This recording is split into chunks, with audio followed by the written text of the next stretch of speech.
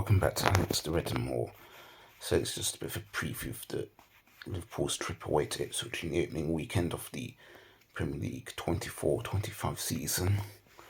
So Ipswich away first game, newly promoted from Championship, coming up from second last season. And I've said that going to, if your first away game is away to a newly promoted side for any team, it's the hardest possible time, I'd say, it is to face them, because they're going to be like so full of energy from the crowd and the players, and it's just going to be such a raucous atmosphere going there, and they're going to be so pumped up for it that it's, for Ipswich, this is definitely a free hit for them, and so the pressure is definitely all on Liverpool and Arne Slots to get his first win this upcoming game. There could be a slight frustration in the dressing room as well if Liverpool didn't get the win even more at the weekend because of missing out on Supermendy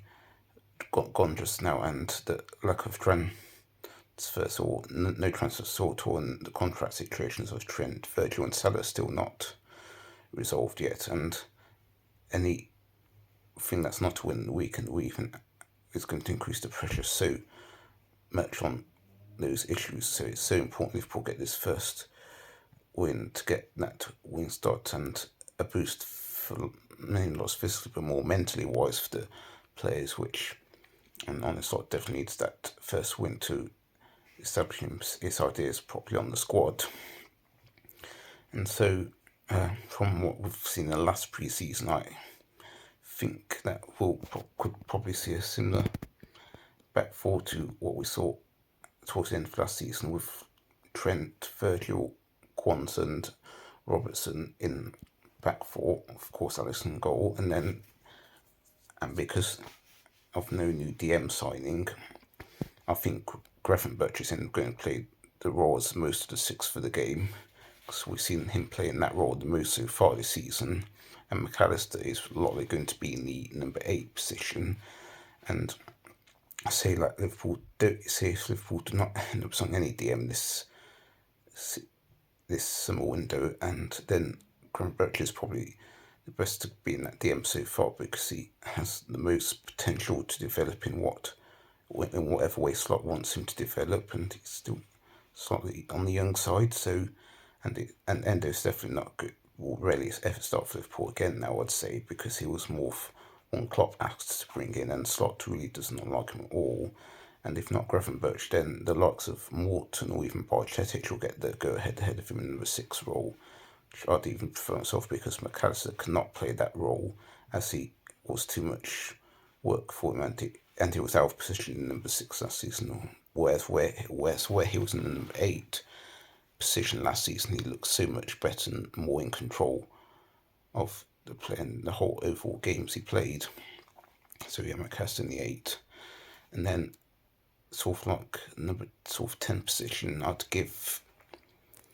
actually give to Elliott over Sabasa, because I think he's the type of player that Arne Slots will heavily develop most. Look, so for Sabasa as well, but I just think Elliott's more clever on the ball, and he's got a lot more patience as Sabasa, and has a better chance of definitely creating something or scoring for that matter. And so his work rate will just be way more effective as well. So Elliott for me in the number 10. Then in the wing position, Salah's obviously going to start right wing.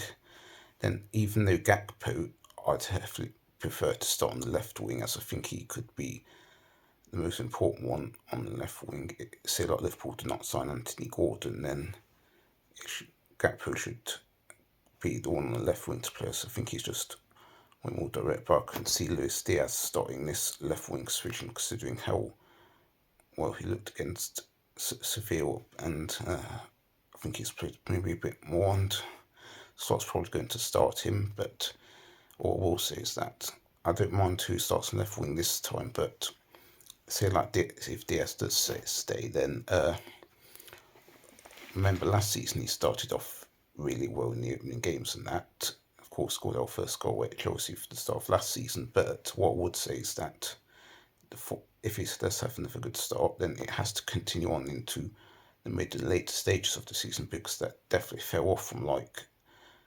December-wise last season. His form definitely fell off quite a bit,